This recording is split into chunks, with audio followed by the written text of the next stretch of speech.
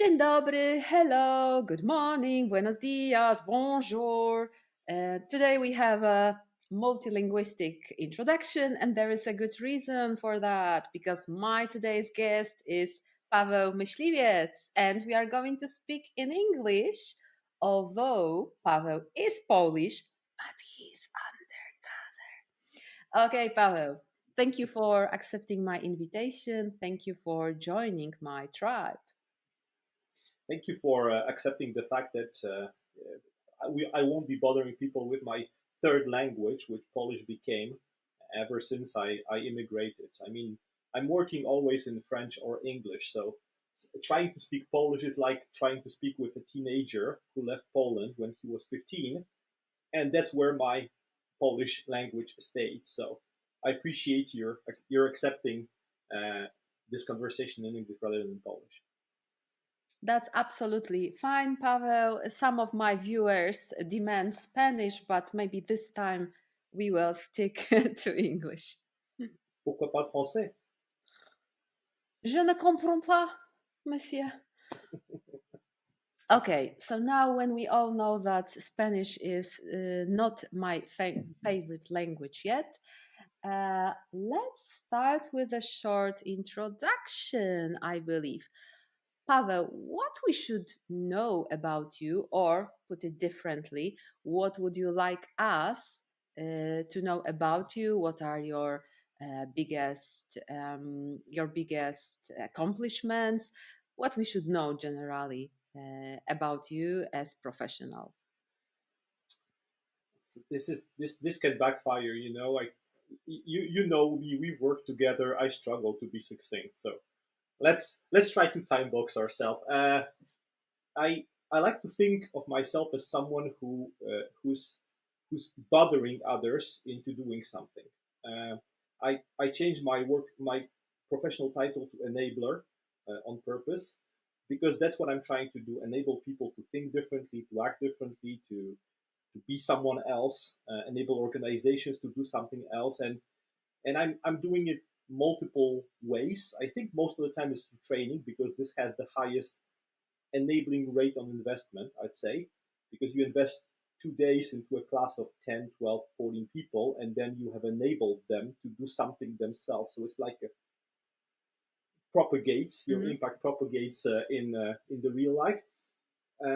If I'm not teaching, what am I trying to do? I like using different approaches. I mean, I have my Scrum.org professional Scrum trainer accreditation, but I also like to use professional Kanban. I like to use lean approaches with, for example, value stream mapping, kata, kaizens, and things like this. I don't hate SAFe in reality. I don't like necessarily on paper, but in reality, SAFe can be also an adequate approach to help people. So I think of myself as someone who uses multiple tools to help enable other people do something differently, maybe help them meet their goals in an easier way than they would have normally achieved. Thank you. That was my time boxing. That was a very good time boxing. Thank you for Thank presentation. Amazing. Okay, so now I believe it's all clear to everyone. How do we know each other? We are both so-called PSTs, and by the way, today we are aligned, right? Slightly different, but still Paweł is also wearing his own, how do we call it? Swag? Scrum.org? I mean, I don't know if it's jacket. I mean, it's cold outside. It has snowed all day yesterday, so it feels like a North Face jacket is more appropriate than a t-shirt. Sounds like a good plan. So today in Poland, the weather is also not so warm. So I'm also wearing my Scrum.org warm clothes.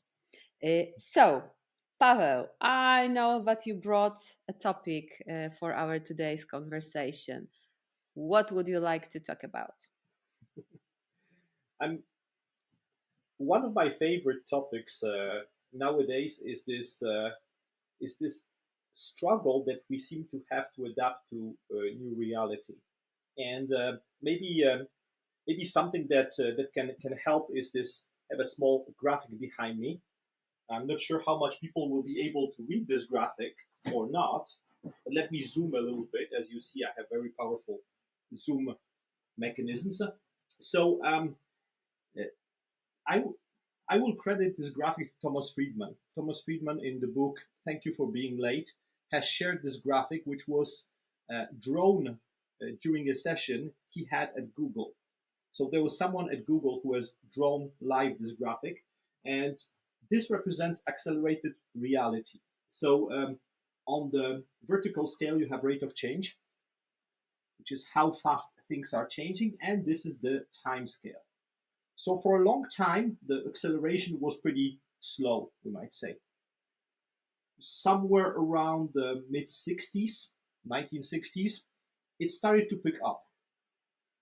And then it continued picking up, and right now we are a little bit beyond this intersection that they dated to 2008, which is the moment where the reality around us accelerated faster than our human ability to adapt to change. And I even added a third line here underneath, which is the organizational ability to adapt to change. Organizations being made of humans, but it's not only one person that has to adapt to change. Mm-hmm. Multiple people have to adapt to change. And now I wonder what do you think are the reasons of this acceleration? Why things have accelerated faster after 1960s? Well, technology. The technology is changing a lot and is affecting all aspects of our lives. So technology, okay, so technology is one of the accelerators. Now, what did technology allow us to do differently since the 60s than what we've been doing before? Well, I believe it's enabling collaboration across countries. We've learned how to use networks, virtual networks, right? We started using more and more software products, and generally, I believe a lot of products became like intangible, right? Yeah. So it changed a lot of aspects of what we used to do in the past. Yeah. So it changed our individual experience, which is maybe because why we since 2008 struggle a little bit more, because we used to, for example, computers. We used to use computers on the desk. They used to be big bulky computers with big bulky screens. Now a computer is something you have in your pocket. Now, you still call it a phone, but it's a computer. You have a computer in your pocket. Actually, I believe we are surrounded by computers, because even today I realized that I have a lot of different small computers embedded in different equipment. I'm surrounded by technology, and even if I decided not to do that, somebody would do it for me, because how am I supposed to buy things without so many improvements, technological advancements, right? And that's the reality, right? Yeah, and this reality is something we already struggle on our personal level, on our family level, because more and more distractions are available, more and more things we can do with our time, more and more places where we would like to be but we can't, shorter span of attention. So we do struggle individually to bridge the gap between how fast the world is going around us and our ability to match it. But organizationally speaking, there is huge struggle between what type of priorities should we focus on, who's the customer, what need, what does the customer need evolves pretty fast right now. I had a conversation with one of the financial services students. It was already 5 years ago, and he said, you know, it used to be so easy. Our competition was the other big buildings on the main street. So he was in Toronto. So all the other banks had their headquarters around the same street. So when they wanted to know what the competition was doing, they were basically going to the restaurant, like a 4 or 5 star restaurant, listening to other stakeholders speaking during the lunch, and they knew what the competition was doing. Now, competition being global across industries, because it's no longer industries are so easily delimited. For example, Apple Pay goes into financial services. That's just one example. Now, it's not just technology; it's also the environment in which we operate. It's our personal experience of what we would like to have. I mean, if you use Amazon, how impatient you are with other websites who don't have the same customer service as Amazon, where you try to buy something. So it creates huge pressure on organizations. Mm-hmm. And I think it's global. It's not just Canada or US. It's probably something that you live as well in Poland, for example, or in Europe. Yeah, indeed. That's a very good point.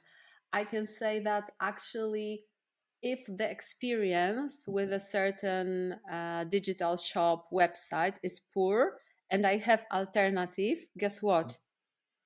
I Oh, I you go either elsewhere. I either had to be so attached to this particular brand, had long history, connection, relationship, etc., or Mhm. I would go to a place that will be easier, quicker for me. Why? Because I'm so overwhelmed.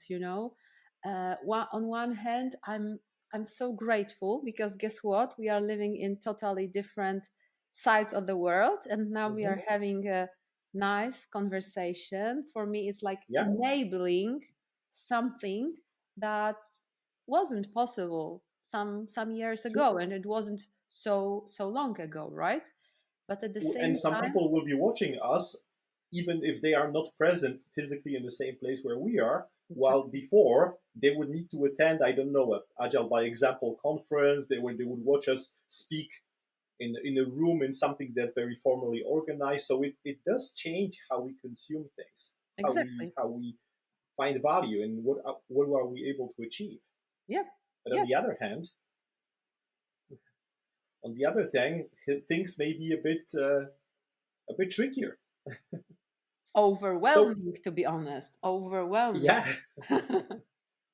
so and this is just a setup, because what I find is where I was very much puzzled for a long time why organizations have struggled so much to adapt, despite the fact that it's been picking up for a while. It hasn't started in 2008. This trend has been picking up ever since. I think the most popular illustration of this trend was Gordon Moore's law, where he stated that computational power doubles every 2 years in 65, analyzing the data from 55 to 65, and ever since it continued. So it started picking up even before we invented waterfall, or we took waterfall from construction and applied it. So I believe that one of the biggest problems is this notion of, but we always did it this way.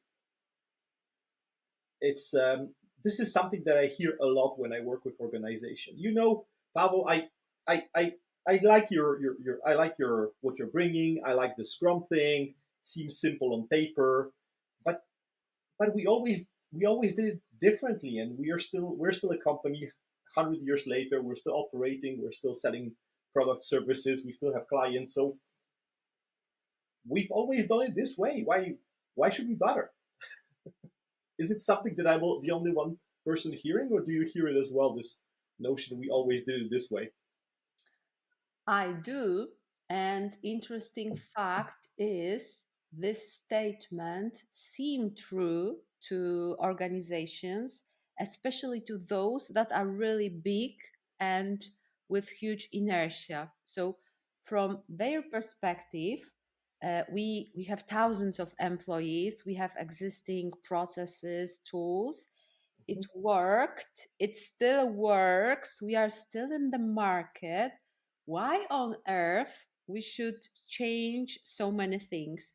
Or another perspective, what I observe is organization is presenting openness, ability, willingness to do some changes on the team level, but when they realize, or you explain them, but you know that we can go across organization and this will be potentially huge impact, it's like, but why maybe team can Yeah, change, right? Team will do yeah, Scrum, but above teams we will have exactly the same processes that we used to have years and years ago. exactly. And this is it leads into interesting patterns where you observe these things. We didn't have a chance to exchange why we even started using Scrum. And my first experience with Scrum was the one that I wasn't even aware that the team was using Scrum. Hmm. I was a product manager working for a software company, and this software company was installing products in banks. And me as a product manager, I was waiting until I had a product that was releasable because I had to burn this product on a CD-ROM, Mhm. place it in my suitcase, and they fly to a foreign country to install it in the back end on computers that weren't connected to the internet because of the highly secured nature of the product that we were selling. Our product was dealing with the contestation, the fraud contestation over credit card transactions. Okay. So it was like a back end software installed in a bank that was handling all the exchange between bank's backend and whatever credit card was being contested. So when I was sitting in the plane, I took great comfort knowing that I had a final product that I could install at my client's offices. Because if I discovered during the installation that for whatever reason it didn't work, yeah, so this CD-ROM became the coaster for the coffee, and then I had to call in a very upset tone my team to tell that they have to correct it, they have to reburn it, they have to use FedEx or DHL or whatever to ship me overnight, ideally the new product. And in the meantime, I looked pretty dumb. Bank wasn't very happy, and well, the rest of the day I could spend doing not much else than maybe visiting some coffee shops. And well, wasn't easy to work online in 2007 when I was doing it. So it was basically it. And this is an interesting example, not just because now people know where I used Scrum for the first time, even if I didn't know I was a product owner. Um, but the thing is that look at how our process of releasing was built in order to meet the physical need of something being released. Because when what we were releasing was floppy disks or CD-ROM, and we were shipping this product with a person in a suitcase or in millions of exemplaries. In if you are AOL and you're releasing the new AOL browser, you're shipping it basically to everyone in the US who's using AOL.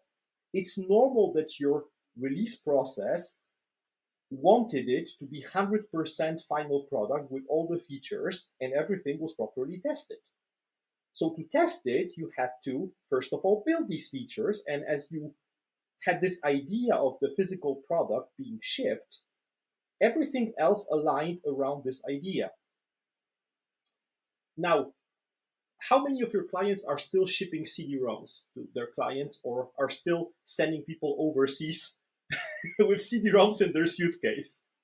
Although I have to admit that I had a pleasure, wonderful experience to Mhm. work with the robotic startup. And it's difficult to put a real robot on the CD-ROM. So the real robot was traveling to the customer.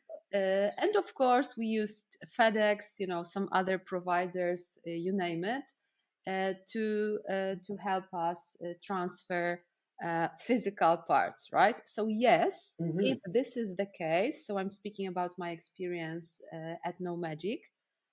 They have office in Warsaw. So yes, it was this kind of issue. But when it comes to updating software, come on, we have solutions like Yeah. establish the way how to do it and one button. That's it. Mhm. Sent to the customer Yeah. across seas.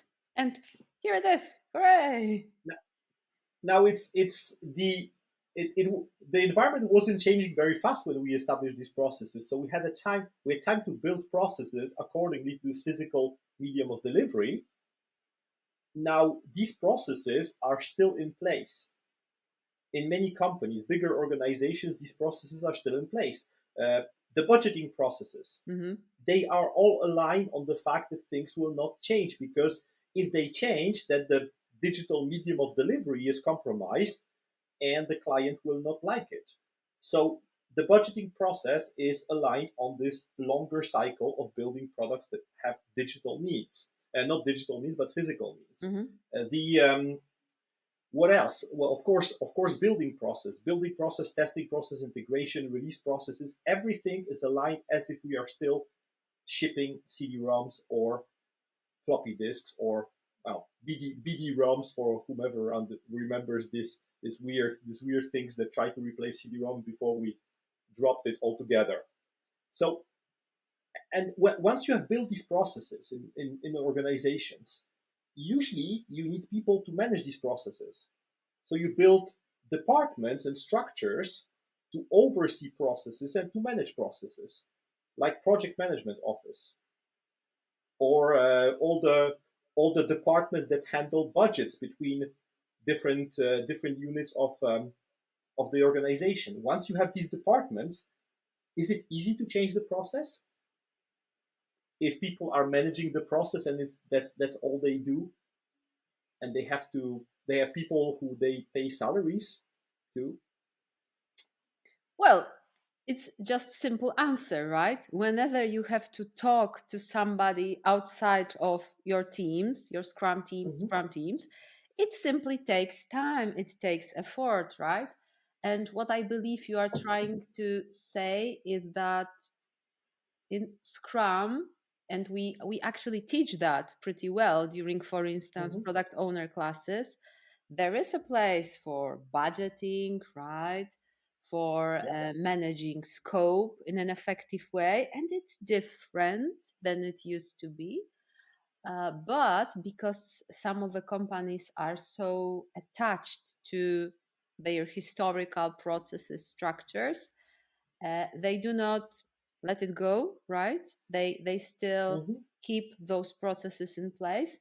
And honestly, my experience is that you can meet amazing people, for instance, in finance, in law departments, and they feel like those structures and ways of communication are not so effective, right? So they are willing Mhm. to collaborate, but what might be a big challenge in my experience is that you have to make certain decisions on higher levels. You have to actually change organization, and it may be scary for decision makers.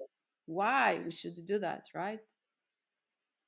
And this is it's not something you can do effectively in an engaging way in one big change, Definitely. because you don't necessarily know the answer. Now there are some frameworks like Accelerate that John Cotter has published, which promotes the notion of trying to have two different operating ways in a company, one more innovative, more flexible, more geared towards meeting these changing needs, and the other one more stable, hierarchical, that deals with the operational things that guarantee stability. It's one. It's just one framework of trying to Mhm. achieve it. It doesn't give you the answer. It gives you a way to enable this change.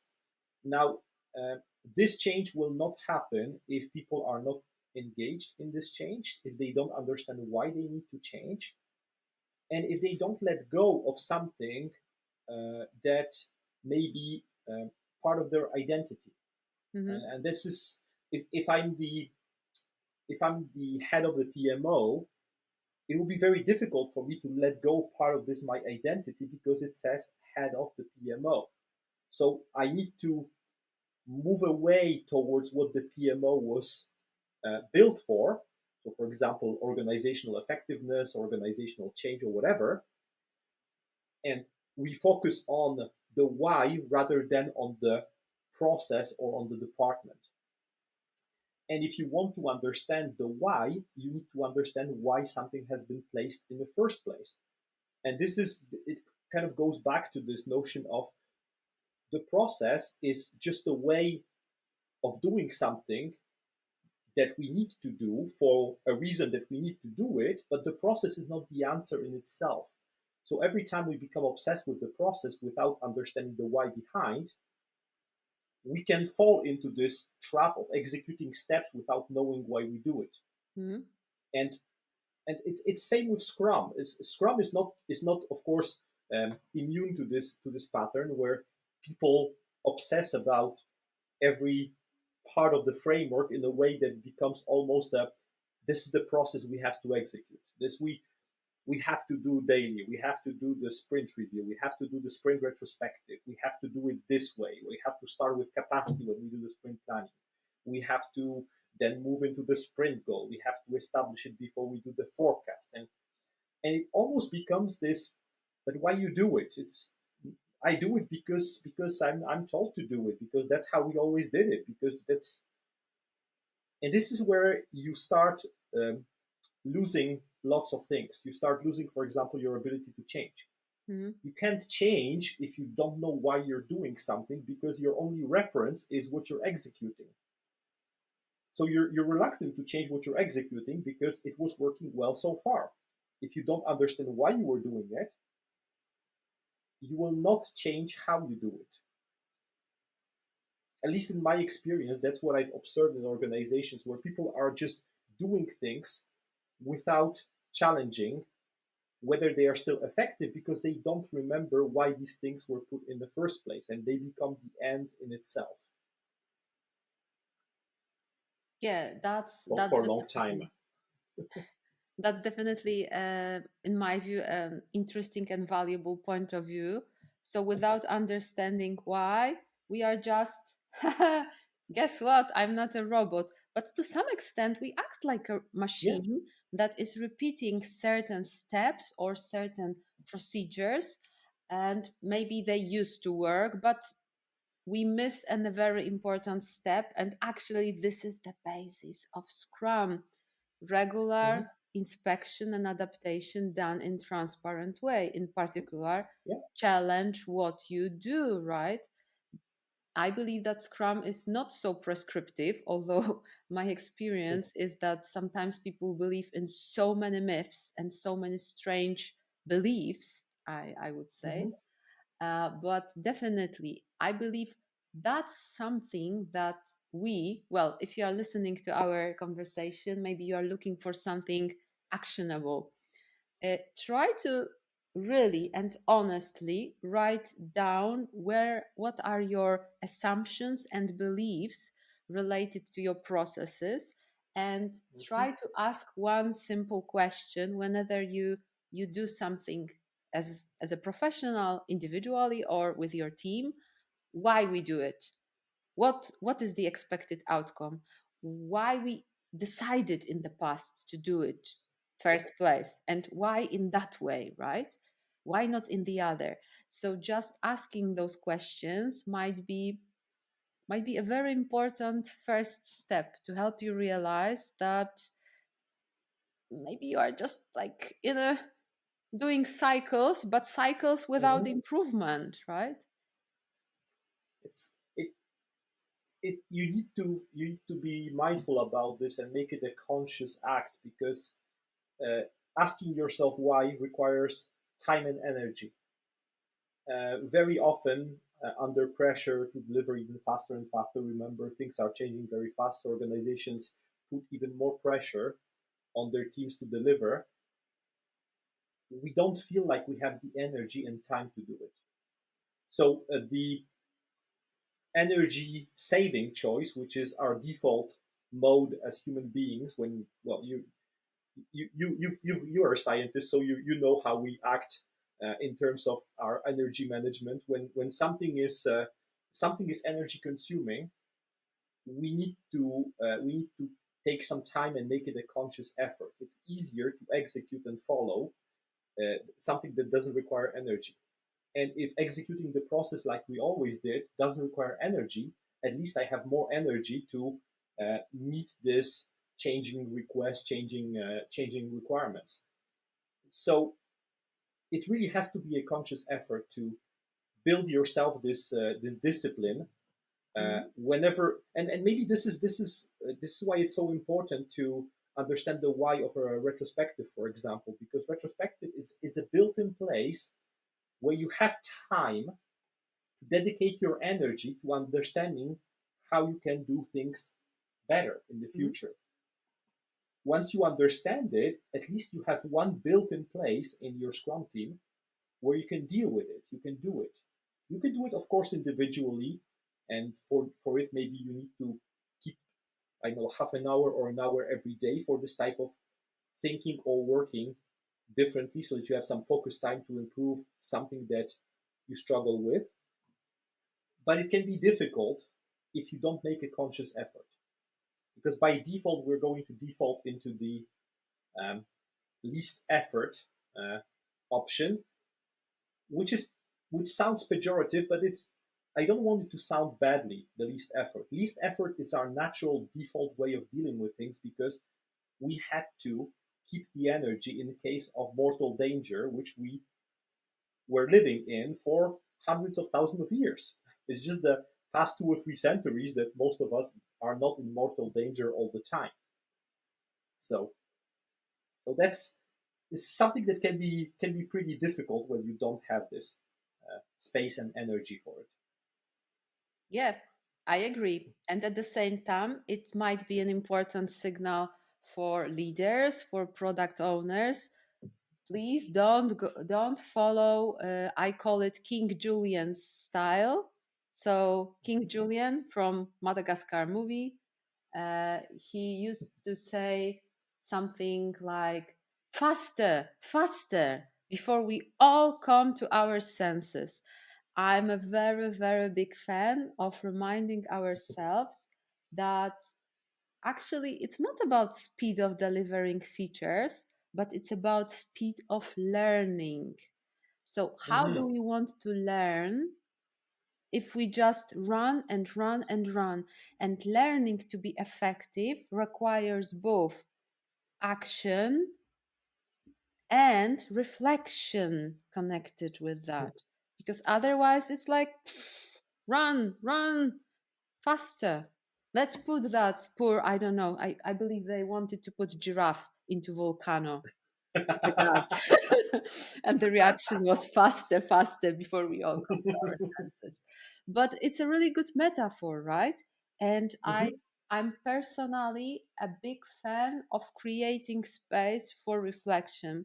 And don't try to change everything. Don't challenge every single thing Mm-hmm. today, tomorrow, or this month, right? But if you do something small regularly, even using existing events like sprint retrospective, make it even 15 minutes. You can facilitate good conversation, good reflection during Yeah. 15 minutes. If you do it regularly, consistently, you can create a habit. It becomes a part of your routine.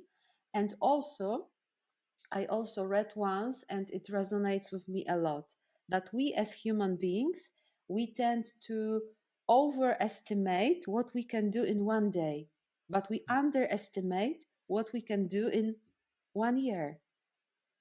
Yeah, yeah, we're bad with long term forecasting and planning, but it's it is funny every time we ask a person to estimate how long it will take. Very often they give an answer that's far too optimistic. But the impact of change of what we can do in 1 year, if you reduce the time to learn, of course, Hmm. or this feedback loop, it can be pretty impressive. And you are a trainer, so you know that if you teach, I don't know, 30-40 times a year, and you have all these learning feedback loops, you become much more proficient as a trainer, much more effective as a trainer, because of all these learning cycles that are 1 or 2 day long, depending on the class you're teaching. So how can you reduce the time to learn, and how can you make it a conscious application of these learnings is pretty interesting way to see it. Now, I would still ask, if anyone wants to give it a shot, to ask themselves, what do we optimize for and what do we optimize around? Hmm. Because you can optimize for value. For example, if you optimize for value, you will need probably to work with stakeholders, with product owner, with customers, with users, rather than just optimizing within your team for value. Because it doesn't make sense to optimize within one team for value if we require collaboration across multiple departments or with multiple stakeholders. So this is one thing that will maybe lead into better optimization than if we do it only locally. Another thing is, do we optimize for efficiency, effectiveness, or predictability? So if you want to optimize for efficiency, meaning that we work on the right thing, right people work on the right thing, we don't do rework, we don't go back and forth, we don't waste time, optimizing for it can make it more difficult to optimize for the speed of delivery, because they are at odds. If you optimize for efficiency, meaning the right person does the right job, you probably are going to make to make the time frame longer before you get the feedback from the customer. So when you take these actions, what can I do better? How can I work better? I think asking yourself, what are we trying to optimize for, Hmm. and what do we optimize around, is pretty important to avoid creating processes that will be detrimental to the organization, even if it helps us locally. I don't know if you've seen this happening, where we can optimize locally, for example, by creating a product backlog and by putting someone who manages this product backlog. But if I'm a team of architects, the only team of architects in a company who starts to apply Scrum within my team of architects, I will create a very painful situation for everyone who requires architects. So I'll become a bottleneck for everyone, and I will, of course, tell everyone that I'm using the best Kanban practices like work in progress limit, flow metrics, and I have a product owner from Scrum, and I have a backlog. But now everyone has to wait in a single queue in front of the door that's called team of architects before they get anything done. So this is my challenge that I see sometimes, where people are very much happily improving their own team or their own process without thinking holistically about how it impacts the organization. And I see you nodding, so you've probably seen this happening before. Of course. And again, I believe asking right questions should uncover brutal truth. Why on earth do we have a separate team of architects and we decided to treat them as a separate Scrum team, right? That might be an interesting conversation. How does it help us as organization to deliver Mm-hmm. value to our users? Yeah. So we probably optimize for efficiency Hmm. and for the flow of work in our team without Hmm. considering the bigger picture. So these are interesting questions, and what I find still pretty interesting, because we spoke about things that might be more difficult to tackle, like the budgeting process, or Hmm. the fiscal year, or the planning, integrating. I mean, not everyone can move from um, every a delivery every half a year into continuous delivery every couple of seconds overnight. However, there are processes and things that we are doing that are very easy to change. I've seen a situation where people from the same team were divided in two different roles and responsibilities. And the first part of the team was doing lots of things in Excel, putting numbers, doing calculations. But once they did their job, they were printing out the document on paper, Hmm. on the printer that was, it's locally, physically in the same office. They were working in the same office, just two different parts of the same floor. So this team was printing, and what they were doing, they were putting the staple on the printout. So like 20-25 pages of a Excel printout with the staple. Hmm. Then they were happily putting it in the pile of work for the second team to be done. You know, a pile of paper with a staple. The first thing that the person was doing when it was time to pick it up was to remove the staple, then scan the document, and then this part of the team was typing it in their Excel, all the information that was in the scanned document. Hmm. This was going on. We calculated it. So on average, every week there was at least 20 of these going on in this team. It was an HR department. 20 times every week. On average, it was in the whereabouts of 30 times. So multiply it by 52, multiply it by the time that it takes to print out, staple, unstaple, scan, and retype something that was already in the Excel. And now you realize that the two sub teams could basically speak to each other and say, well, it looks like you printed out an Excel. We also have an Excel. How about you send us the Excel directly? Or maybe how about we create a drive where this Excel is? Well, the process stayed before email existed, before Excels even existed. It was paper with the pile, so it stayed paper with the pile. And these were friends. They knew each other. They were working on the same floor. They ate in the same cafeteria around the same table. They never realized that how much waste there was in this simple shift of hands, because they never thought about it this way, about what are we struggling with. No, it's, we always did it. It's normal. That the pile of paper is my pile, so it's my next thing. So here's what I'm doing. Will take me 2 hours before lunch for one thing to retype into my Excel, but I'm fine. I can do one per half a day, and that's how it works. Hmm. I'm mentioning it because really, it's not. You need to ask yourself, who should I speak with, and this who should I speak with is not necessarily in your core team. Hmm. Might be someone around outside that works with you, or at least operates with you on a regular basis. Hmm.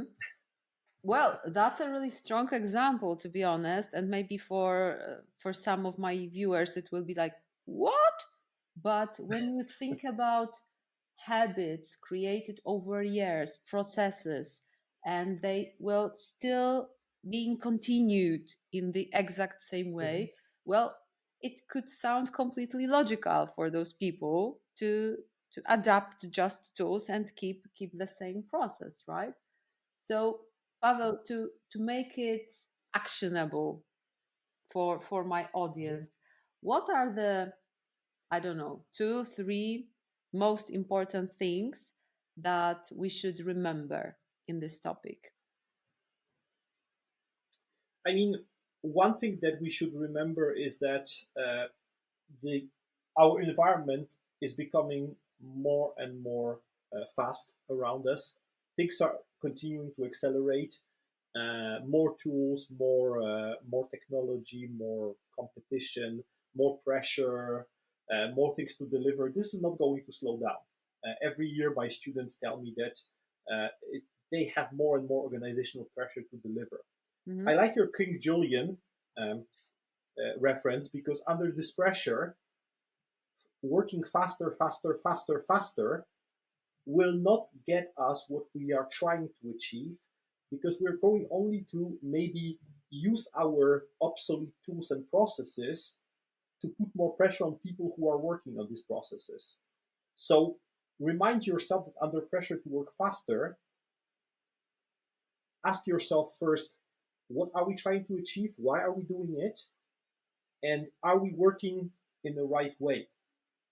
If I have a car with square wheels, I will get somewhere, but it will be very uncomfortable, and I can have multiple accidents on the way. So maybe how about I change the wheels first before I start driving?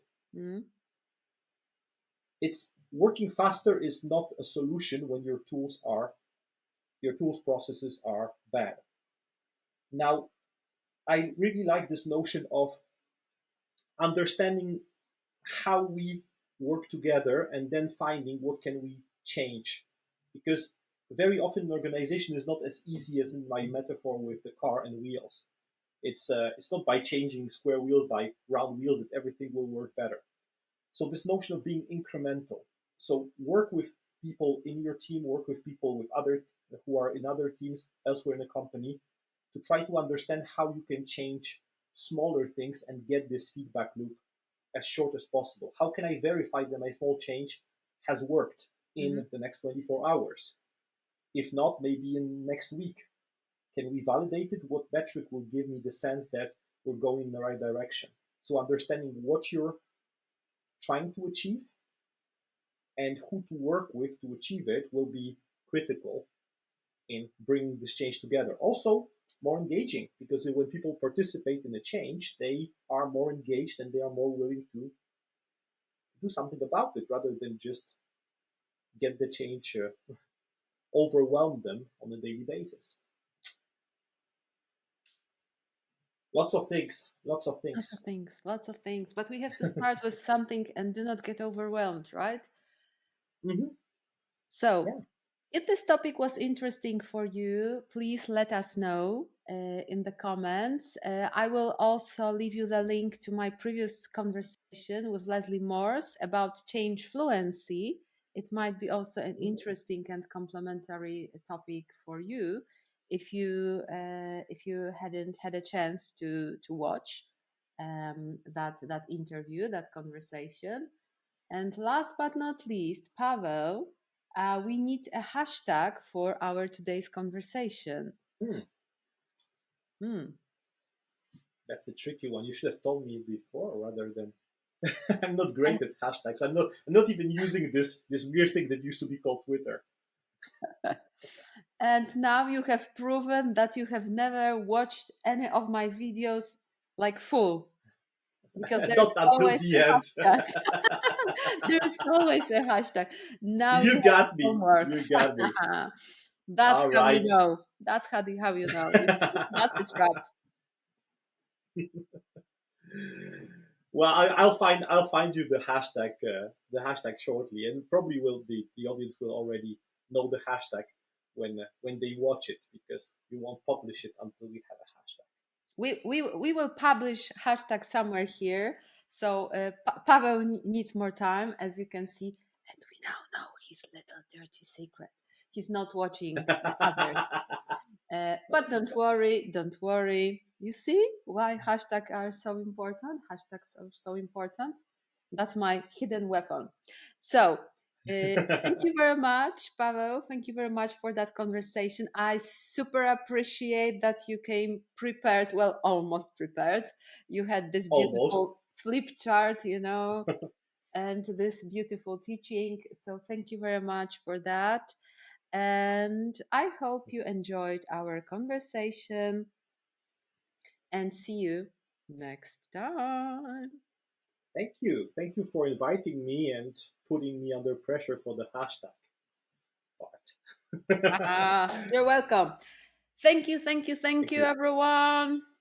Have a wonderful day. Bye. Bye.